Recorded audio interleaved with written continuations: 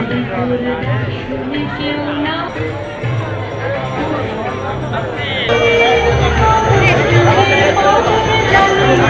আজকে চলে যাচ্ছে, সেই জন্য অনেক কষ্ট হচ্ছে। আবার বছর ঘুরে মা আসুক, সারা বছর সকলে ভালো থাকুক, সুস্থ থাকুক, এটাই প্রার্থনা করি মায়ের কাছে। আসলে এটা আমাদের বাঙালির একটা ঐতিহ্য। হ্যাঁ, এই সিঁদুর ফেলার মাধ্যমে আমরা পরস্পরের মধ্যে আমাদের সম্প্রীতি ভাব বিনিময় করে থাকি।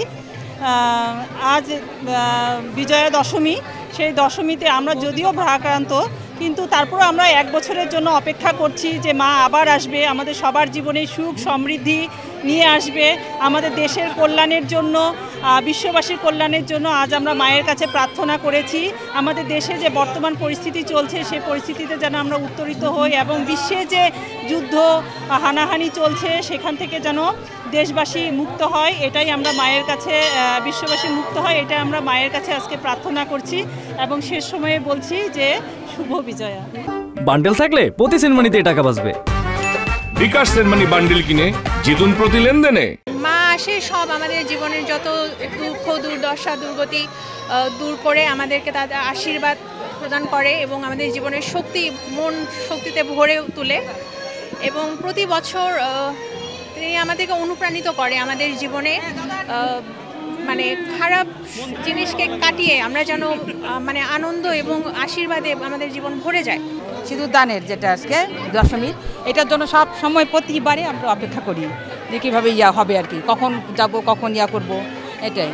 আর মূলত আমাদের এখানে মানে মাকে এমনি আমাদের আজকে একটা দুঃখের দিন, যেহেতু আজকে মা চলে যাবে আজকে, তারপরেও মাকে সিঁদুর দিয়ে আমরা সবাই সিঁদুর পরি, এটাতে আমরা খুবই মানে কি বলবো, খুবই করি আর কি, আনন্দ করি আর কি। দুর্গাপূজাটা এটা আসলেই মানে একটা খুবই একটা সমাজের জন্য একটা ঐক্যতার একটা প্রতীক হয়ে আছে। দুর্গাপূজা চলে গেল, 5 দিন দেখতে দেখতেই চলে যায়, তো সেক্ষেত্রে দেখা যাচ্ছে যে মনটাও সেজন্য খুব খারাপ। আবার আগামী বছর আবার এরকম দুর্গাপূজা আসবে, আবার একত্রে সবাই আনন্দ করব। আমরা মন্দিরগুলোতে কমিটি করে দিয়েছিলাম মন্দিরে যাতে ভালোভাবে পূজা করা যায় এবং যাতে সুরক্ষা থাকে, আমরা ভলান্টিয়ার করে দিয়েছিলাম এবং প্রশাসনের থেকে নানান চাপ ছিল। আমরা সব মিলে খুব খুশি এবার পূজার উদযাপনের জন্য। কোনো প্রকার কোনো অপ্রীতিকর ঘটনা ঘটে নাই।